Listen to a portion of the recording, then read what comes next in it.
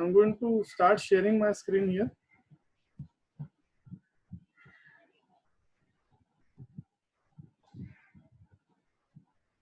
So in our previous sessions, we have already seen what exception handling is, how it is managed by making use of try-catch block. Then we had seen how can we make how can we make we can make use of finally block in case of our code. Okay, and then we had seen concept of multi-catch statement also. Okay, अब उसी point पे थोड़ा आगे बढ़ते हैं. The important point here is that now we need to understand the hierarchy of exception related classes. Exception related classes की हम लोगों को hierarchy अब समझनी है, तो एक एक करके हम लोग उसको समझते हैं. So I am going to open up whiteboard here. मैं whiteboard open कर रहा हूँ यहाँ पे, so that I'll be able to draw some diagram for you people.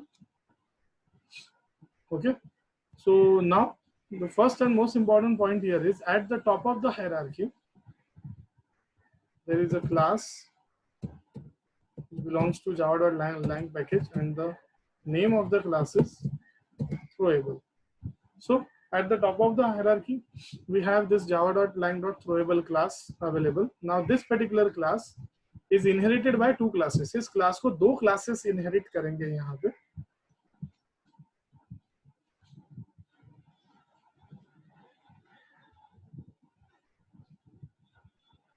ठीक है, so इनहेरिटेंस प्रॉपर्ली दिखाया जा सके इसके लिए मैं यहाँ पे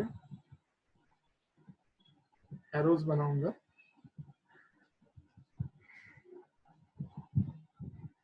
ठीक है ना. अब इन दोनों चाइल्ड क्लासेस के बारे में पहले बात करते हैं.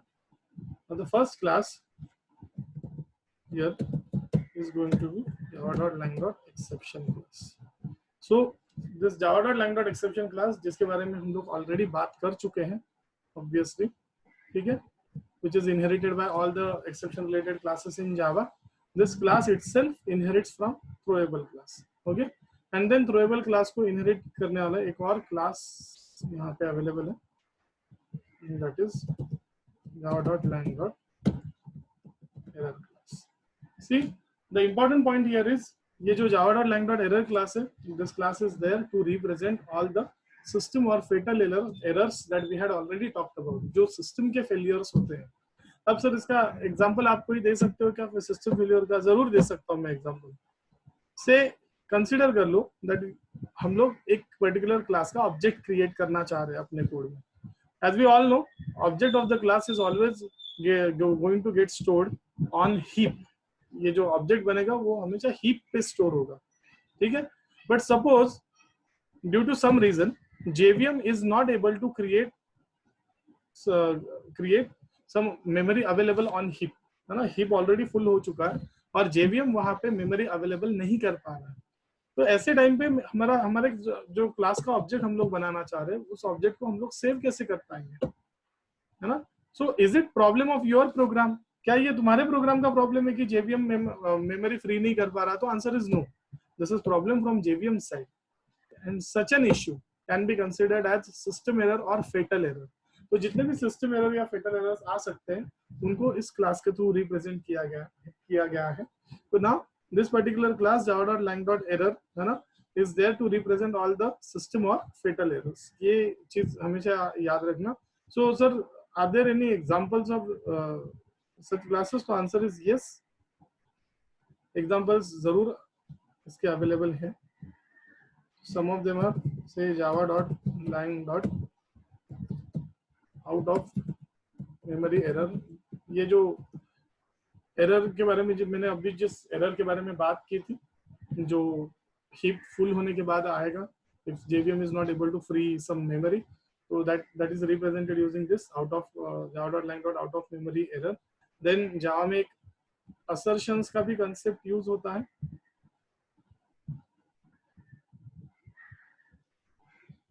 उस assertion concept के लिए I'll say java.lang. assertion error here. Okay, now one very important point. अब बहुत बार ये क्वेश्चन पूछा जाता है कि सर क्या हम लोग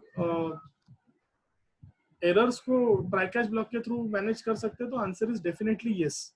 जैसे हम लोग एक्सेप्शंस को कैच कर सकते हैं वैसे हम लोग एरर्स को भी कैच कर सकते हैं, but always remember this thing that it is not at all expected from programmer कि वो एरर्स को हैंडल करें, because errors represent the issues from system side, और सिस्टम के इश्यूज को हम लोगों ने कवर अप नहीं करना चाहिए। यूजर डेवलपर ने लिखे हुए प्रोग्राम के इश्यूज को हम लोग कवर अप कर रहे हैं, वहां तक बात ठीक है, बट सिस्टम से रिलेटेड जो इश्यूज है उनको हम लोगों ने जरा भी कवर अप नहीं करना चाहिए, ठीक है। सो ऑलवेज रिमेंबर, ये जो out of memory error class मैंने बताया, यहाँ पे असर्शन एरर क्लास बताई, all of this classes inherit from this java.lang.error class. So all those classes which inherit from this error class in Java are there to represent system or fatal errors. Now let's come to this part, java.lang.exception. अब ये जो java.lang.exception class है, इसकी वजह से भी यहाँ पे दो कैटेगरीज क्रिएट हो जाती है, okay? Now this java.lang.exception class is obviously inherited by all the exception related classes in Java, but there is one small hierarchy which we will have to understand here. This java.lang.exception class is inherited by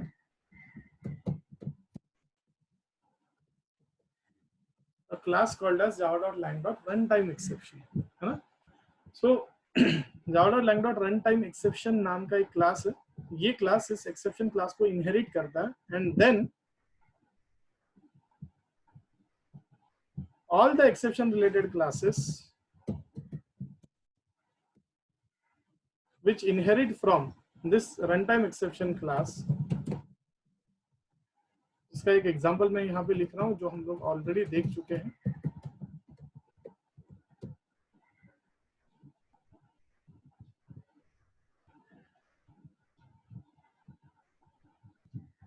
ठीक है, are known as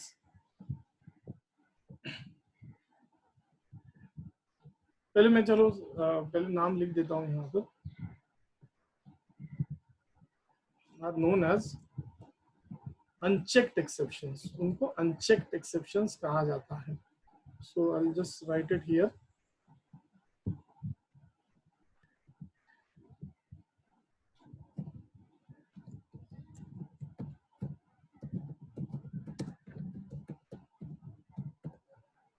ठीक है, so what we need to understand here is java.lang.exception class को inherit करने वाला एक class है run time exception class, और इस रन टाइम एक्सेप्शन क्लास को इनहेरिट करने वाले जितने भी क्लासेस है उन सारे एक्सेप्शन रिलेटेड क्लासेस को अनचेक्ड एक्सेप्शंस कहा जाता है। Now why they are called as unchecked exceptions, हम लोग अपने आने वाले सेशंस में जरूर इसके बारे में बात करने वाले हैं। Now before that let me give you some more examples, let me give you some more examples related with unchecked exceptions. java.lang.null pointer exception, ये एक्सेप्शन तब आएगा जब हम लोग किसी भी मेथड को नल रेफरेंस के थ्रू कॉल करेंगे। Then we have java.lang.arithmetic exception, ये एक्सेप्शन तब आता है जब हम लोग किसी भी न्यूमेरिक वैल्यू को 0 से डिवाइड करने की कोशिश करते हैं, तब हम लोगों के पास ये एक्सेप्शन आने के चांसेस होते हैं। Then java.util.input mismatch exception, again ये पर्टिकुलर एक्सेप्शन हम लोग ऑलरेडी अपने प्रीवियस प्रोग्राम्स में देख चुके हैं, है ना। और ऐसे बहुत सारे क्लासेस है जिन क्लासेस ने रन टाइम एक्सेप्शन क्लास को इनहेरिट करके रखा हुआ है। Okay, so and all these exceptions are known as unchecked exceptions, जैसा मैंने तुम लोगों को कहा। Then after we have talked about unchecked exceptions, अब जो रिमेनिंग क्लासेस बच जाते हैं जिन लोगों ने एक्सेप्शन क्लास को डायरेक्टली इनहेरिट किया है, उन सारे एक्सेप्शन क्लासेस को अनचेक्ड एक्सेप्शंस कहा जाता है, सॉरी चेक्ड एक्सेप्शंस कहा जाता है। तो फिर से बता दूं, java.lang.exception क्लास को java.lang.runtime exception क्लास इनहेरिट करेगा, उसे इनहेरिट करने वाले सारे क्लासेस को अनचेक्ड एक्सेप्शंस बोला जाएगा। whereas जो क्लासेस एक्सेप्शन रिलेटेड क्लासेस ऐसी हैं जिन्होंने एक्सेप्शन क्लास को डायरेक्टली इनहेरिट करके रखा हुआ है, तो उन्हें चेक्ड एक्सेप्शंस कहा जाएगा। तो चेक्ड एक्सेप्शंस के बहुत सारे एग्जांपल्स हैं। सबसे पहले आ जाएगा उसमें इसके .lang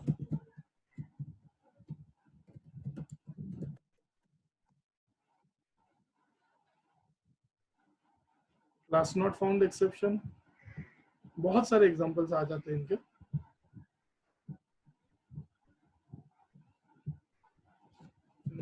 java dot say sql dot sql exception,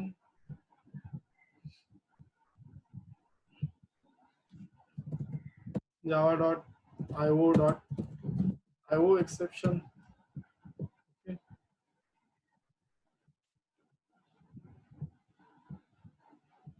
Then java dot io dot file not found exception।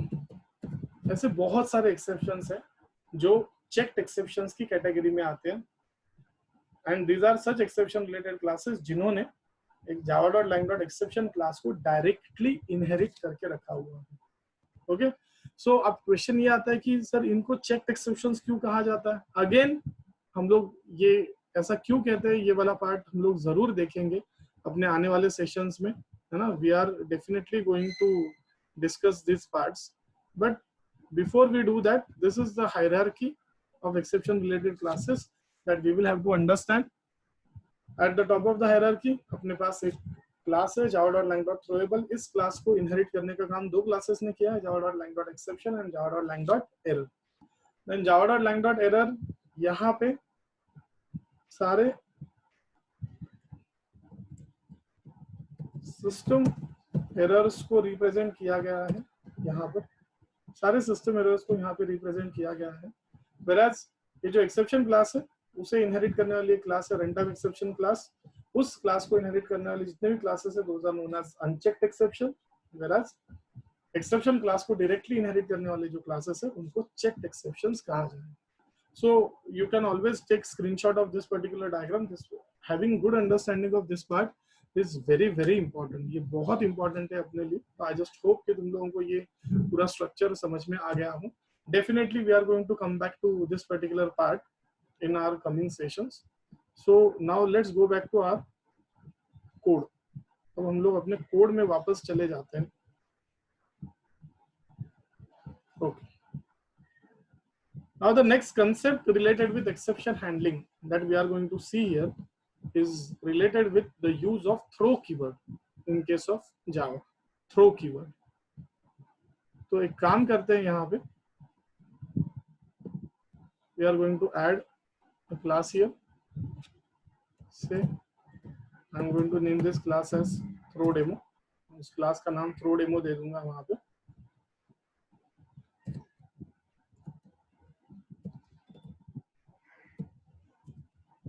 And now I'm going to come up with main method inside this class। यहाँ पे मैं main method को लेके आ रहा हूँ, ठीक है। Now consider करते हैं कि इसी क्लास के अंदर मैंने एक स्टैटिक मेथड लिख दी है, से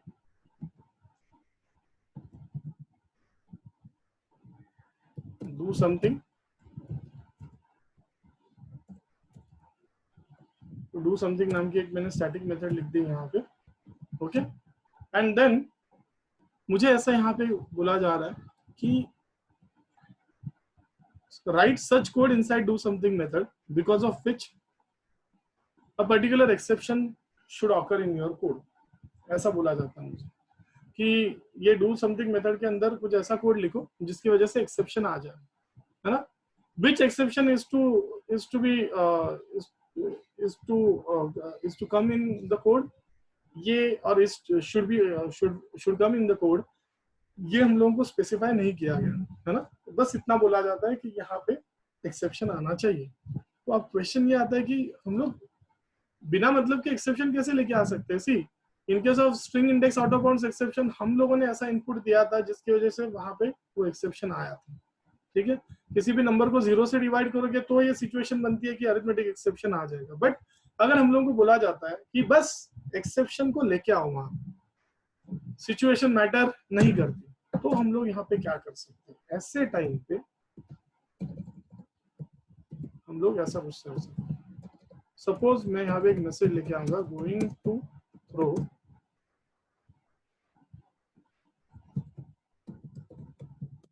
नल पॉइंटर एक्सेप्शन, ऐसे मैंने बोल दिया। एक्चुअली नल पॉइंटर एक्सेप्शन आने के लिए क्या करना पड़ेगा, एक्चुअल में अगर मुझे नल पॉइंटर एक्सेप्शन को लेके आना है यहाँ पे, तो मुझे नल रेफरेंस यूज करके मेथड को कॉल करना पड़ेगा। बट मैं वो सिचुएशन लेके नहीं आना चाहता, I just want null pointer exception to occur. और अगर ऐसा करना है तो हम लोग ये चीज कर सकते हैं।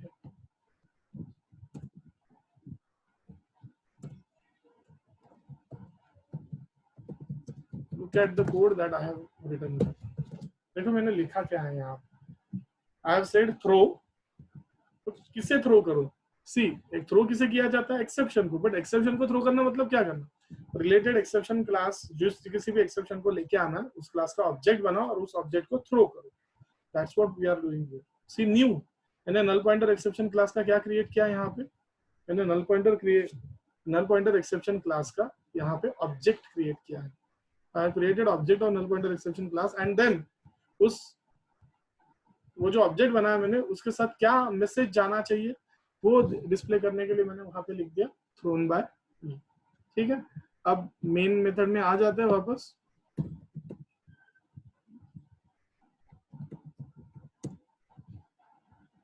Here I will say hello world, and hello world बोलने के बाद now we are going to call और डू समथिंग मेथड। तो एक स्टैटिक मेथड से दूसरे स्टैटिक मेथड को डायरेक्टली कॉल किया जा सकता है, कोई प्रॉब्लम नहीं है एज सच। तो ये हम लोग करेंगे। Let's see what happens now.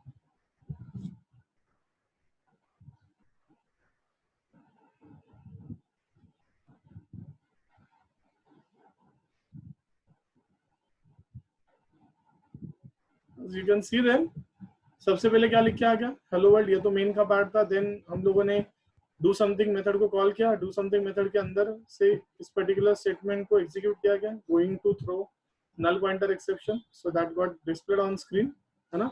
And once it has been displayed on screen, उसके बाद हम लोग देख सकते हैं कि we had thrown which exception here, null pointer exception, जिसको मैंने कैच वगैरह कहीं पे भी किया हुआ नहीं है। This is very important point, मैंने इस एक्सेप्शन को कहीं पर भी कैच किया हुआ नहीं है। ठीक है, एक्सेप्शन थ्रो किया, मैंने नहीं कैच किया तो कौन कैच करेगा, ऑब्वियसली जेवीएम के पास चली जाएगी चीज। और जेवीएम के पास जब चीजें चली जाती है तब होता क्या, program gets ended at that point and highly technical description of the error is displayed on screen. As you can see there, exception in thread main java.lang.null pointer exception, and look at the message which is being printed here. ये message मैंने जो दिया था वो message print हो रहा है, and then यहाँ पे बताया जा रहा है कि ये दो मेरे प्रोग्राम में दो लोकेशंस पे ये एक्सेप्शन आया हुआ।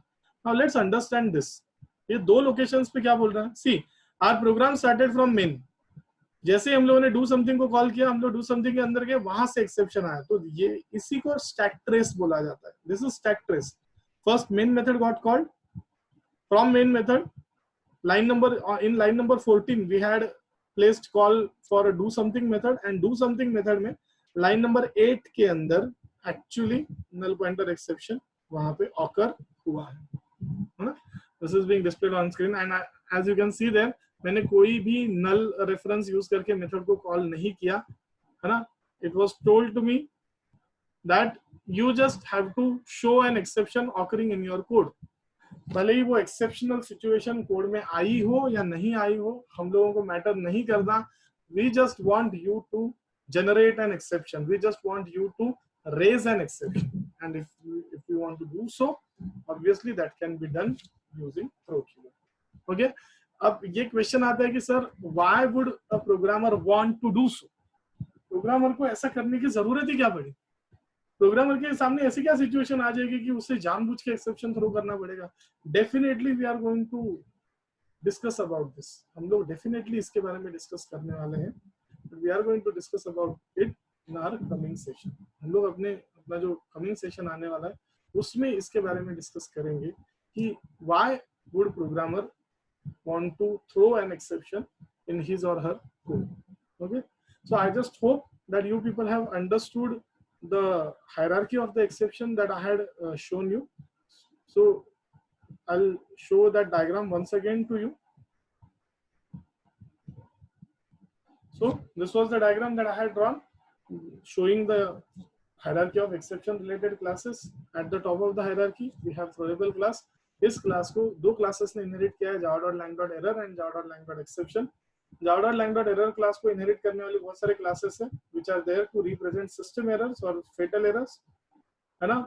हम लोग इनको मैनेज कर सकते हैं, हैंडल कर सकते हैं, बट प्रोग्रामर से जरा भी एक्सपेक्टेड नहीं होता इन्हें हैंडल किया जाए. Exceptions, yes, it is expected from programmers that programmer should handle exceptions in their code. Exception class is the class which is inherited by all the exception related classes in Java, but there is a sub hierarchy. इस exception class को inherit करने वाला एक class है वहाँ पे runtime exception class, and all the classes who inherit from this runtime exception class, जिनका मैंने just example देके रखा है वहाँ पे, ऐसे बहुत सारे classes हैं, are known as unchecked exceptions, whereas the classes which directly inherit from exception class are considered as checked exceptions. उन्हें checked exceptions ऐसे कहा जाता है. ठीक है, तो जो क्लासेस रनटाइम एक्सेप्शन क्लास को इनहेरिट कर रहे हैं वो है अनचेक्ड एक्सेप्शन, जो क्लासेस एक्सेप्शन क्लास को इनहेरिट कर रहे हैं वो है checked exception. Why they are called so, obviously we'll be discussing that in our coming lectures. Okay, and then in the program that we saw the use of throw keyword. So if it gets asked in interviews कि throw keyword क्यों use किया जाता है, तो throw keyword is used to raise an exception or to generate an exception in the code at programmer's will. Programmer की इच्छा के हिसाब से जहां कहीं पे भी एक्सेप्शन रेज करना है वहां पे हम लोग थ्रो कीवर्ड का यूज करके एक्सेप्शन को रेज कर सकते हैं. How do we raise an exception? We need to say throw and then we need to create object of the exception related class which should occur in your code.